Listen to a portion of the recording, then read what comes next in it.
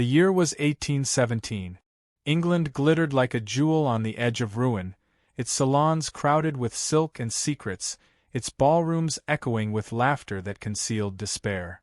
That winter, beneath the frost-veiled lamps of Carlton House, tragedy wore a diamond smile. They said the Duke of Wexford would never return to London. They said his heart, like the Empire's fading glory, was spent. And yet, on the night when all believed his betrothed abandoned, the doors of the grand ballroom opened, and the past stepped inside. Lady Charlotte Pembroke did not turn at once. She stood among the golden throng, porcelain still, her gloved hands folded with the composure of a woman who had long practiced the art of vanishing in plain sight. Around her, laughter rose like the glitter of glass, too bright, too sharp. The orchestra swelled. Waltzes spun like spun sugar, fragile and sweet. Yet no sound could drown the murmurs that followed her name through the crowd. Asterisk, poor thing, still waiting. Asterisk. The Duke's absence had been her ruin, though no one dared call it so. 2 years of silence since his last letter, 2 seasons of speculation that he had found another abroad. Still she endured it, the pity, the mockery, the unbearable kindness of strangers. For in her heart she believed what society had forgotten, that promises made in candlelight might still outlast the night. The Prince Regent's guests shimmered beneath 1,000 flames of chandelier glass, but Charlotte's gaze fixed on none of them. Her gown, a whisper of ivory satin, clung to her like memory itself, its simplicity a quiet defiance against the jeweled peacocks who circled her. Her mother had urged her to stay away, to let the engagement die its unspoken death. But pride, or perhaps something more foolish, had drawn her here. Miss Pembroke. A man's voice, soft, almost apologetic. It belonged to Lord Ashbury, young and forgettable, bowing too low. Might I have the honor? I am engaged, she said before he could finish. The words hung between them, brittle as ice. He stammered, withdrew, and left her to the silence she preferred. It was then that the first whisper rippled through the room, a murmur that grew into a pulse. Heads turned toward the marble staircase. The orchestra faltered, and Charlotte, unwilling, unready, followed their gaze. He stood there, the Duke of Wexford. Time had altered him. The war had carved his face into marble, leaving shadows where laughter once lived. His dark hair, once unruly, was trimmed with soldier's precision. His eyes, colder now, carried the distance of foreign fields. His uniform was gone, replaced by a black coat of understated power, but he wore his past like a wound beneath it. Every conversation stilled. The Prince Regent himself rose a fraction in curiosity. Charlotte's breath caught. 2 years, and now he returned not with word or letter, but with silence as grand as any entrance. She watched as he descended, each step measured, deliberate, his gaze fixed forward. He greeted the hosts, exchanged pleasantries, nodded to admirers. Yet not once did his eyes meet hers. He was there, and yet not for her. Whispers bloomed like ivy. Asterisk, he looks older. Asterisk, Vienna changes a man. Asterisk, I hear he was nearly engaged to a countess. Asterisk, the words slid through the air like fine daggers. Charlotte held her smile, though the heat behind her eyes burned. Lady Pembroke, came a voice to her left. Lady Arabella Wexford, the Duke's cousin, radiant and cruel in emerald silk. What a surprise to see you here. I was told you had retired from society. I find society retires from no one, Charlotte replied gently. Arabella's smile was a blade's edge. Indeed. Though some engagements do. She lowered her voice, her eyes glinting. One wonders whether the Duke remembers he has one. Charlotte inclined her head, refusing the bait. If he has forgotten, I shall remind him when the moment is right. Ah, Arabella said sweetly, then I suggest haste. Vienna breeds new habits. With that, she glided away, leaving the scent of envy in her wake. Charlotte turned her gaze once more toward the Duke, and found him already looking at her. It was a quiet collision, unseen by most, yet felt by both. Across the ballroom's glow, through the murmur of 100 voices, his eyes met hers with an intensity that hollowed the air between them. The orchestra resumed, violins trembling like breath. She saw recognition flicker in his face, then restraint, swift and practiced. He inclined his head, nothing more. It was the smallest acknowledgement, and yet her heart betrayed her, beating with a ferocity that made her tremble. A lady behind her whispered, "Oh, he'll never speak to her. Not after what happened in Vienna." Charlotte turned slightly, her expression serene. "And what, pray, happened in Vienna?" The woman smiled thinly. "A countess. A scandal. A refusal. But surely, my dear, you knew?" Charlotte said nothing. She could not. The ballroom tilted, her breath shallow. She excused herself and crossed toward the terrace, the cool air biting against her cheek.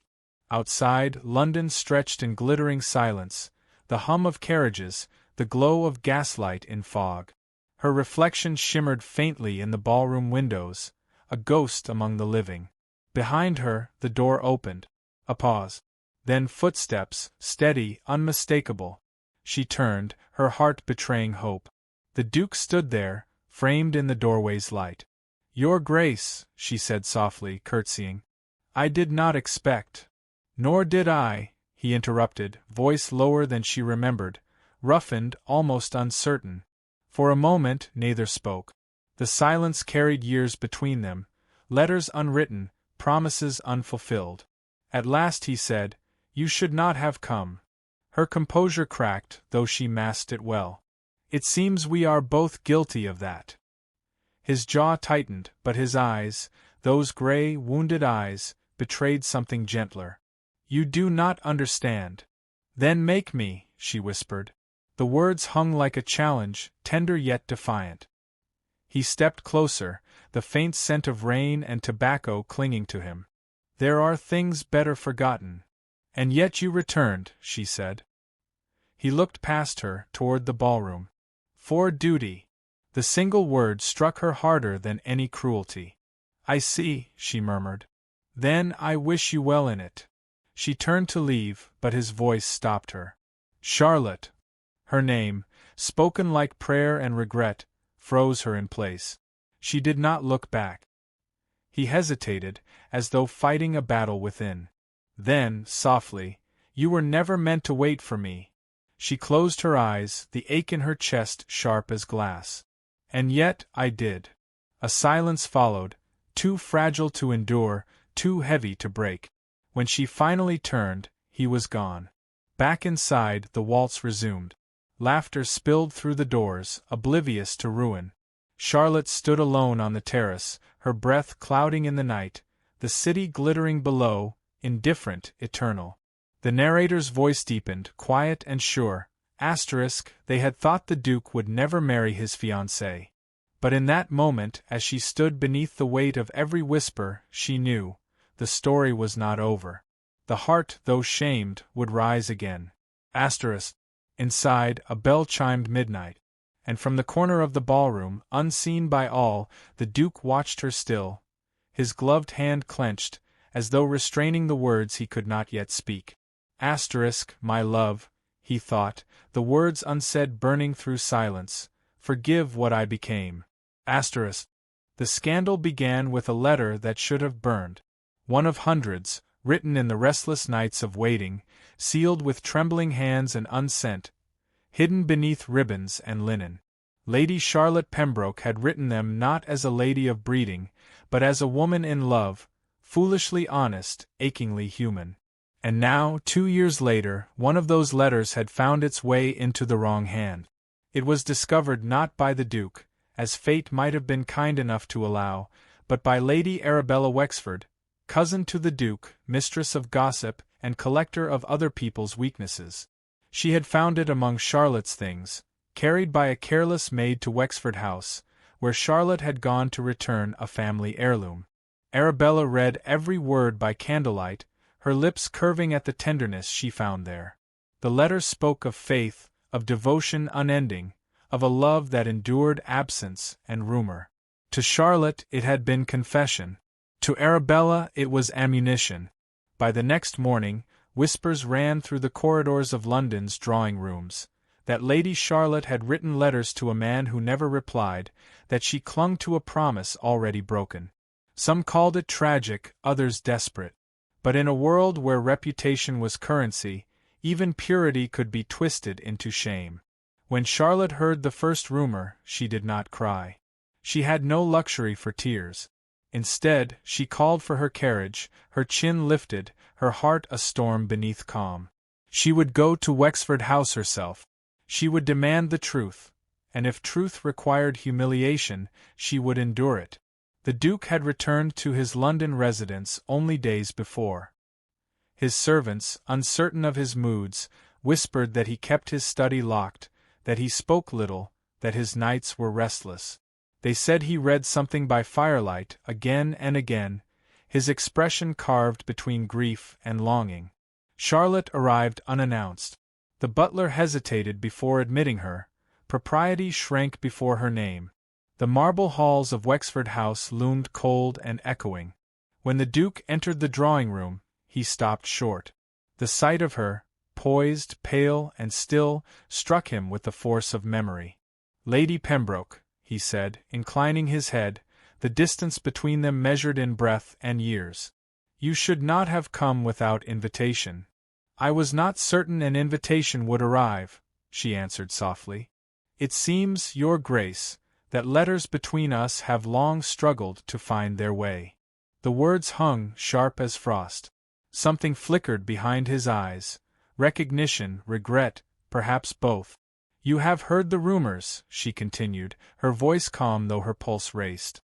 "That my letters have made me the ridicule of every parlor in Mayfair. I came only to ask if you were the source." He looked at her for a long time before replying.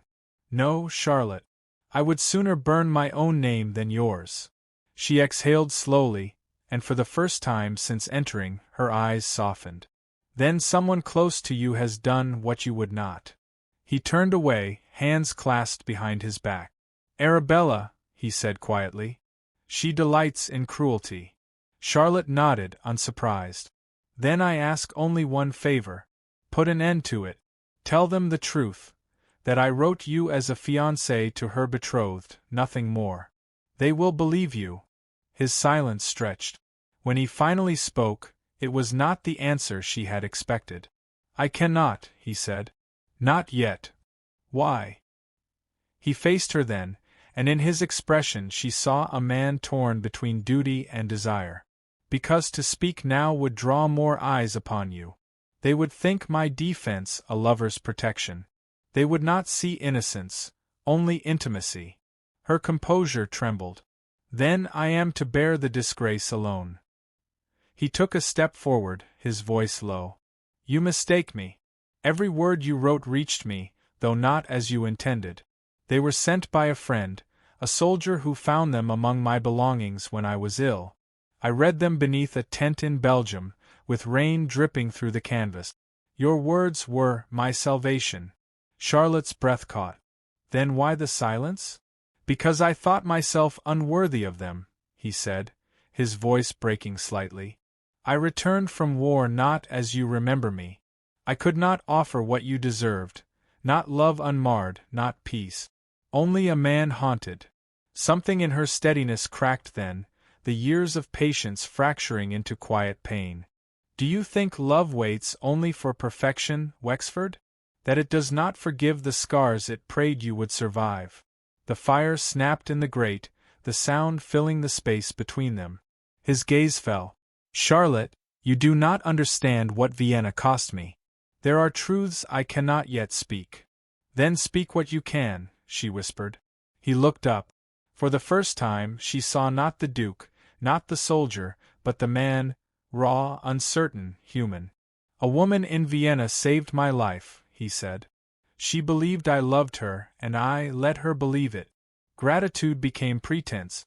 When I tried to leave, she threatened ruin, letters, scandal.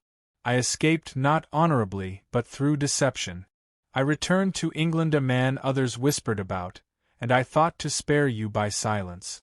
But my silence only damned you." Charlotte's eyes glistened, though she refused to weep.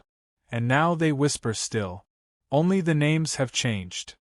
He moved closer, his shadow brushing hers. I would undo it if I could.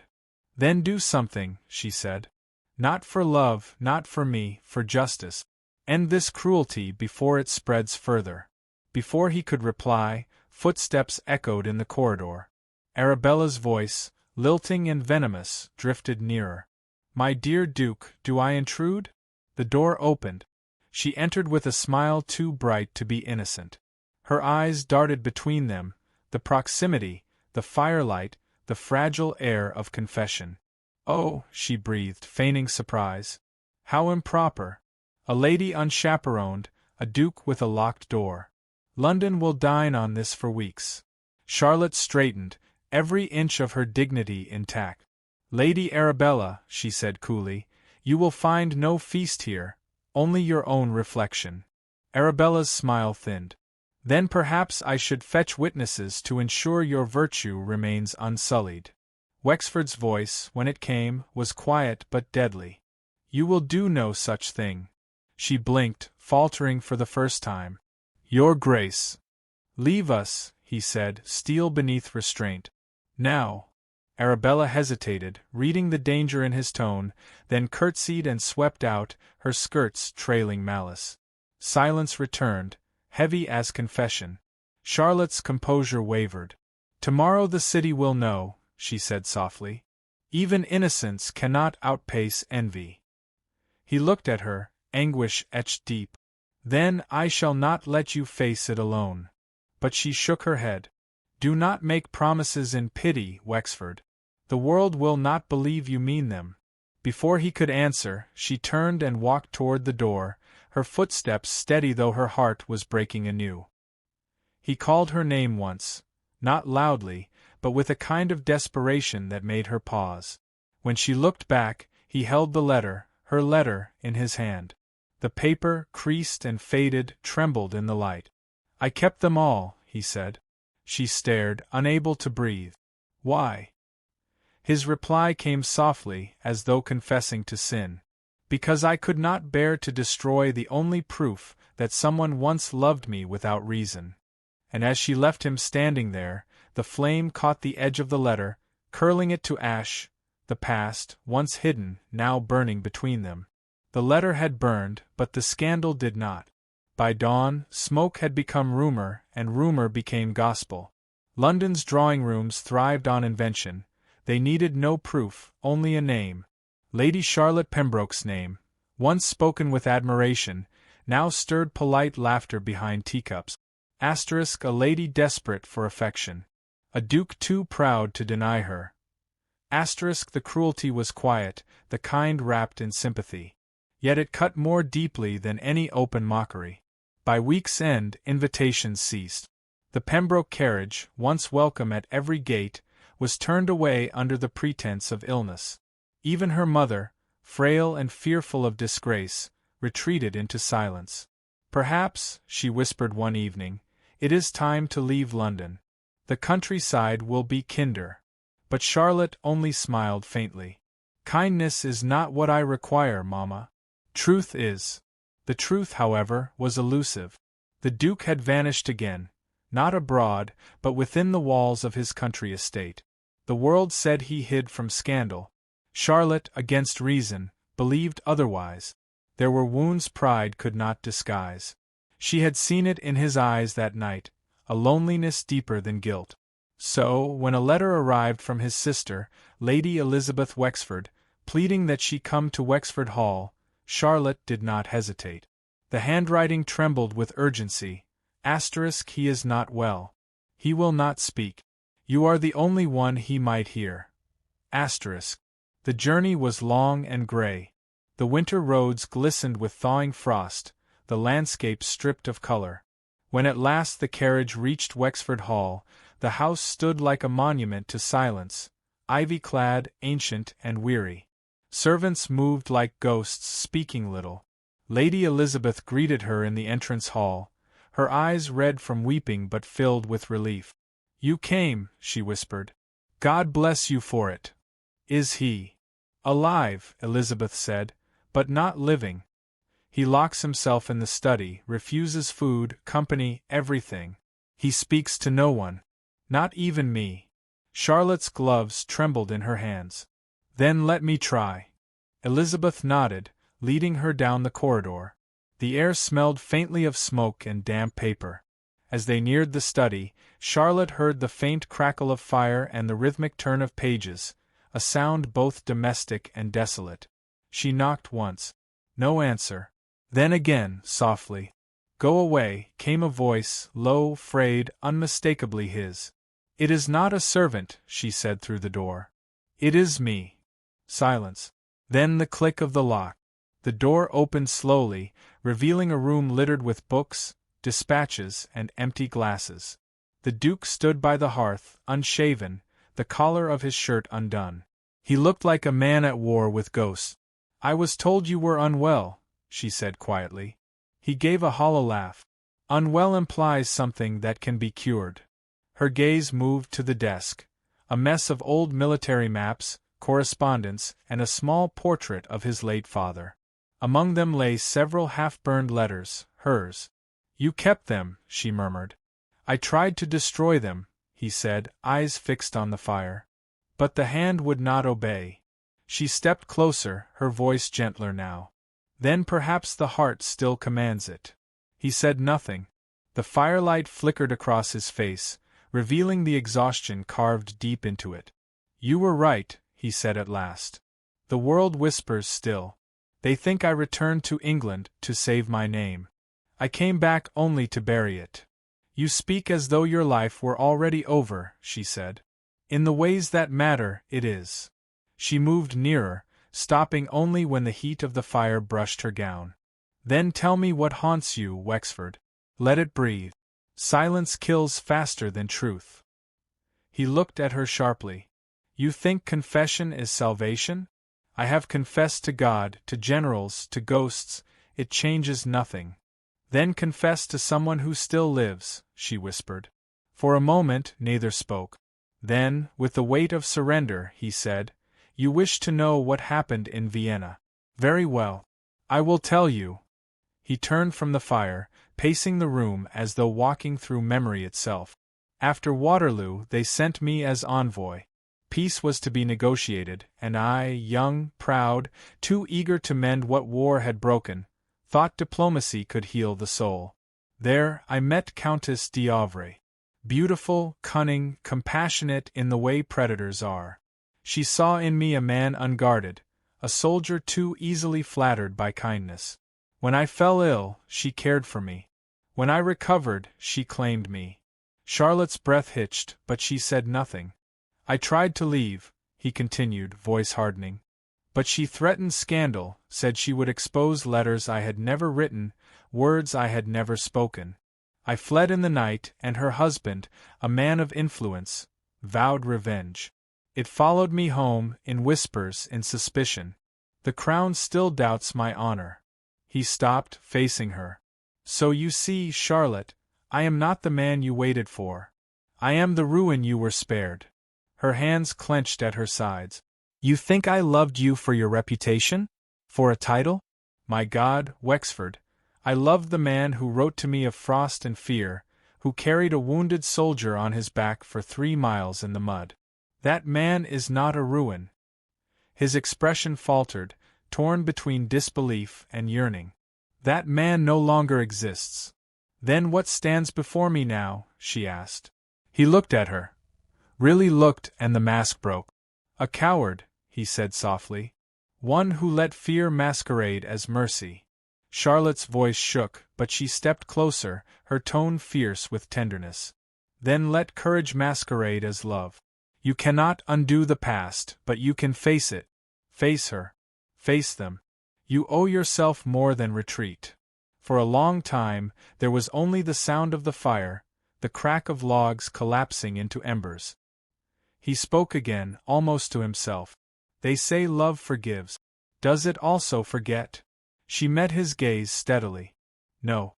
But it remembers differently."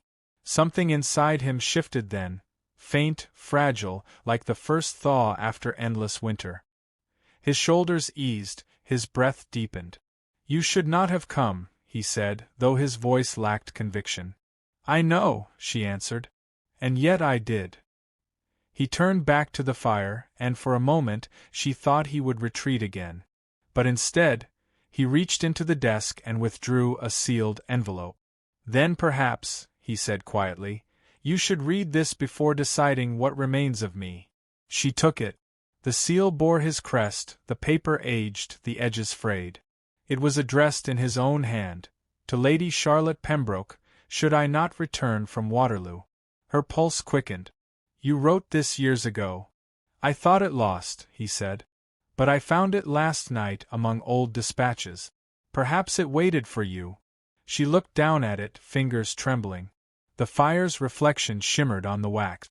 When she raised her eyes, he was watching her, not with guilt, but with a quiet, desperate hope. Outside, wind rattled the windows, carrying with it the distant toll of a church bell. Charlotte pressed the letter to her heart, her voice barely above a whisper. "Then perhaps it is time I learned what your silence was trying to say." And as she broke the seal, the candlelight flickered, as if the ghosts themselves leaned closer to listen. The letter fell from her hands before the last word left her lip. It was not a confession, it was a farewell. "If I do not return, let it be known that I loved you not as one ought to love, but as one doomed to." Charlotte stood frozen, her breath shallow, the words echoing in her skull like the toll of a distant bell. The Duke had written this years ago, on the eve of battle, when every soldier wrote to ghosts and God in equal measure. Yet the paper in her grasp pulsed with life, with the memory of a man who still breathed, somewhere in this very house, and had once believed he would never again see her face. She turned toward him slowly. "You wrote this thinking you would die." He did not answer. The firelight painted his face in amber and shadow, revealing a man at war with himself. "I meant to spare you," he said at last. "A soldier's widow without the honor of the title, that is what you would have been." "You presume too much," she said, voice trembling not with weakness but fury. "To love me, then decide I could not bear to lose you. To vanish and call it mercy." "I did lose you," he said sharply. "When I returned, you were gone, engaged to another." "Because I was told you were dead," she shot back. "Because your own mother buried you in the papers before your ship had even reached Dover." The silence that followed was unbearable. Between them hung years of silence, pride, and misread intentions, a web woven by grief and duty. At last he said, almost in a whisper, "I thought you'd forgotten me." Charlotte's laugh broke, halfway between disbelief and heartbreak. "Forgotten? You live inside every silence I ever kept." Something fragile trembled between them, a recognition, a pulse of shared pain. But before it could deepen, a knock came at the door. Lady Elizabeth entered, pale, eyes wide. "Forgive me," she said, breathless, "but the magistrate has arrived. He insists on speaking to you." Wexford's face darkened. "Tell him I am not." "He brings a warrant," she interrupted softly. "For your arrest." Charlotte's heart stopped. "On what grounds?" Elizabeth's voice faltered. "They claim treason. That you conspired with the French envoy during your posting in Vienna." The Duke closed his eyes briefly, as though the words were expected. "So it begins," he murmured. Charlotte stepped forward. "You told me she threatened scandal, not treason." "I told you what would spare you sleepless nights," he said. "The rest, I hoped would never come." The magistrate entered without invitation, hat in hand, his tone more apologetic than cold. "Your Grace, I am bound by duty. Orders from the Home Office. You are to accompany me to London at once for inquiry." Elizabeth moved to protest, but Wexford raised a hand. "There will be no scene. I will come." His voice was calm, too calm. Charlotte felt something hollow open within her. "You cannot simply go," she said. "Not without defending yourself." He looked at her then, and in his eyes she saw a kind of peace that terrified her more than despair. "There is nothing left to defend. They will believe what they wish."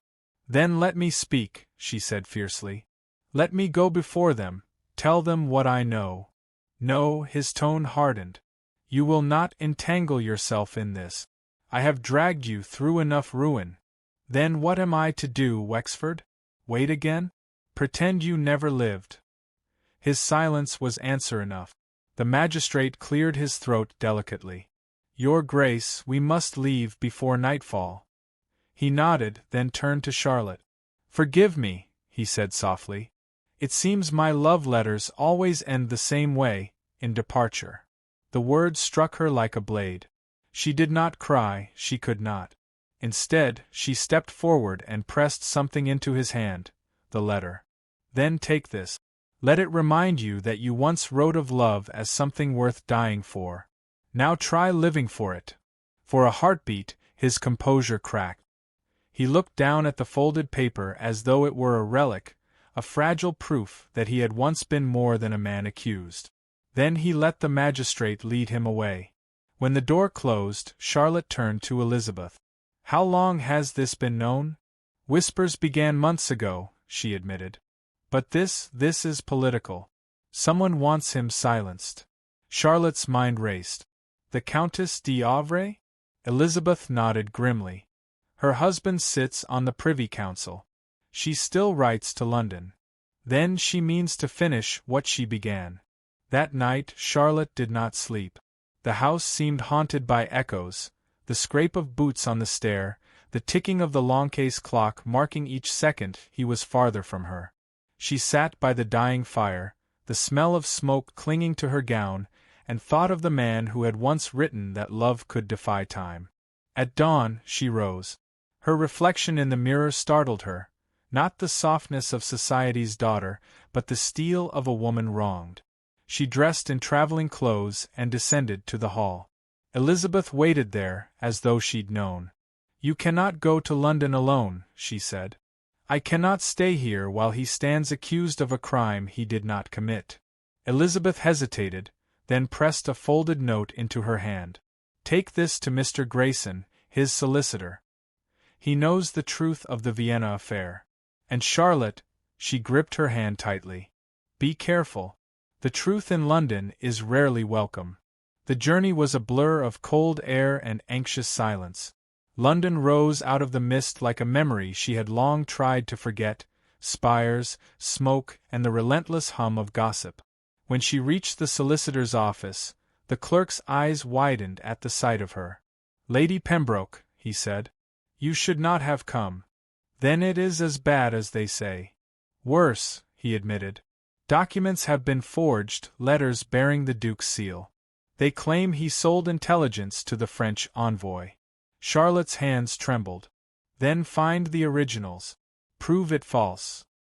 He lowered his voice. We had them. But the archive was broken into last night. Everything is gone. Gone. The word echoed in her chest. Then they mean to destroy him entirely, she whispered. Unless, said Grayson, hesitating, we find someone willing to testify against the Countess. But that would require delicate persuasion. Charlotte's gaze hardened.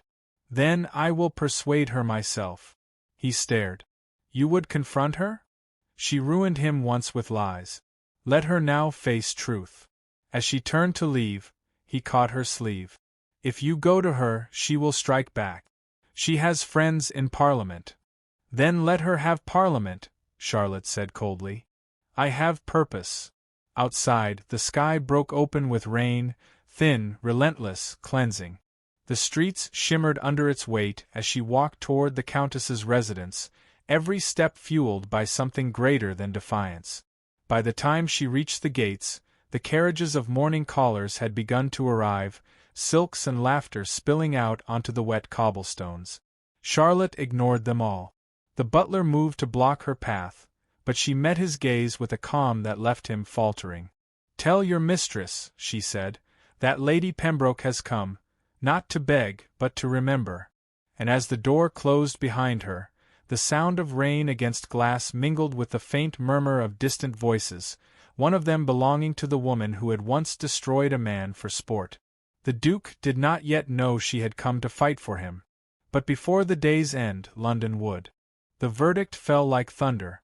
Guilty of treason against the crown. The words rang through the courtroom, sharp as steel, final as a death bell. No one breathed. The Duke of Wexford stood unmoving, his shoulders squared, his face carved into marble calm, though the color had drained from it. Only his eyes flickered, not with fear, but with something quieter, sadder. Acceptance. Lady Charlotte Pembroke, seated among the spectators, felt her world collapse into silence. She did not cry, nor faint, nor rise in protest. She simply stared, as though by stillness alone she could unmake what had just been spoken. Outside, the sky wept in her stead. Rain hammered against the windows of Westminster Hall, beating in rhythm with the wild pounding of her heart. They led him away in chains, discreetly, to spare the scandal of spectacle, but there was no disguising the humiliation of it. A duke, a war hero, a man who had once dined beside the Prince Regent, now marched beneath the gaze of guards who would not meet his eyes. Charlotte moved before thought could catch her. She slipped from her seat, ignoring the whispers, the scandalized looks, the rustle of silk and lace as society's wives turned away. She followed the corridor's echoing length until she reached the outer doors, where he was being loaded into a waiting carriage bound for the Tower. "Stop," she said, her voice breaking through the storm. "You will let me speak to him." The guard hesitated. "My lady, he is in custody." "Then let the Crown accuse me too," she snapped, stepping forward. "For if loyalty is a crime, I am guilty already." The Duke turned at the sound of her voice. The sight of her, drenched, trembling yet defiant, seemed to shake something deep within him. "Charlotte," he murmured, his voice low, "you should not be here." "Neither should you," she said, and for a heartbeat, the rain between them fell away. There were only two souls, suspended in that fragile space between ruin and remembrance. The guard gave them a single moment, a mercy of minutes, before duty would reclaim him. "You told me once that love was a burden you could not afford," she said. "Now it is the only thing that might save you." His hands, still bound, tightened slightly. "They will not believe love. They believe only politics. Then we will give them both." Her voice was shaking now, though she forced it steady. "I have letters, hers, not yours, enough to damn her before the court. The Countess of D'Auvray may wield power, but she cannot hide deceit. I will bring them before the Home Office myself." He stared at her, as though he were seeing her for the first time, not the gentle daughter of a noble house, but a woman forged in fire. "You would risk everything," he whispered, "for me?" Charlotte lifted her chin. "You once risked your life for England. Allow me to return the favor." The guard stepped forward, murmuring apologies. The Duke was pulled away. Their eyes met for the last time through the narrow slit of the carriage window, her hand pressed to the glass, his fingers barely brushing the other side before he was carried into the storm. That night London did not sleep. Whispers roamed through drawing rooms and alleyways alike, that Lady Pembroke had gone to the Foreign Office with sealed letters in hand, that the Duke's trial had been rigged, that something larger than treason hung over them all. At dawn, she stood before the marble steps of Whitehall, soaked through but unyielding. Inside, men in powdered wigs and heavy coats regarded her with disdain, as if her very presence insulted the order of things. "My lords," she said, her voice clear and resonant, "you have condemned an innocent man because it suited your comfort. I bring proof of his innocence and of the corruption that poisons your court." They laughed, softly, the way men laugh when they think they cannot be touched. "My dear Lady Pembroke," one drawled, "you speak with such conviction. But you are a woman, sentimental, perhaps deceived." She stepped forward, laying the letters on the table like blades. "Then let your sentiment hang you." The silence that followed was thick as fog.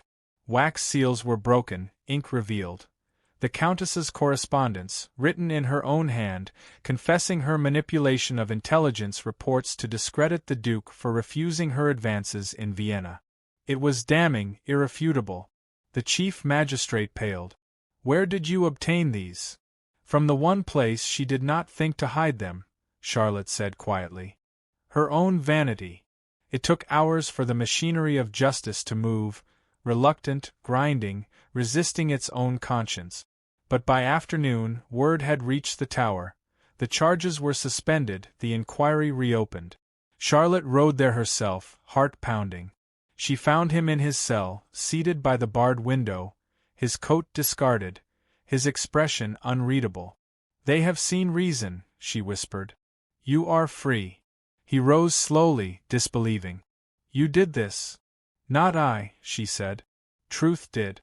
I only carried it where it was unwelcome." For the first time in years, his composure broke. He took her hands in his, drawing them to his lips. "You have done what I never could, defied them all." "Then defy them once more," she murmured. "Live." When he stepped into the courtyard, sunlight broke through the rain, thin, trembling, but real. The guards saluted, murmuring apologies they dared not speak aloud. London, ever hungry for spectacle, watched from a distance as the Duke of Wexford walked free, the woman who had saved him beside him. But peace is not easily granted to those who challenge power. That evening, as they stood together by the river's edge, a messenger arrived bearing a sealed letter. Wexford took it, frowning. The wax bore the royal crest. He opened it in silence. Her voice was soft. "What does it say?" He did not answer at once. His gaze drifted to the water, dark and endless. "The Prince Regent requests my immediate presence at Carlton House. They wish the matter buried, but on their terms." Charlotte's breath caught. "They would make you bow to them. Or strip my title if I refuse." He folded the letter, eyes meeting hers. "I have lived through war, disgrace, and love. I can endure the loss of a name. But can you endure the weight of mine?" She stepped closer, her voice trembling with quiet strength. "Titles die with men. What endures is what we build between the ruins." He smiled faintly, the first trace of warmth breaking through years of guarded sorrow. "Then let us build something they cannot name." As the church bells began to toll across the city, their sound mingled with the steady rhythm of the Thames below, ancient, enduring, unjudging. The Duke extended his hand, no longer the soldier, nor the exile, but a man reborn in the shadow of redemption. And when she took it, the world seemed, for one fleeting heartbeat, to stand still, as though England itself paused to listen. Yet even as their fingers intertwined, a figure watched from the bridge above, cloaked, silent, unseen. A flash of silver glinted beneath the fog, the seal of the Countess d'Auvray. The love that had conquered scandal was not yet done with danger.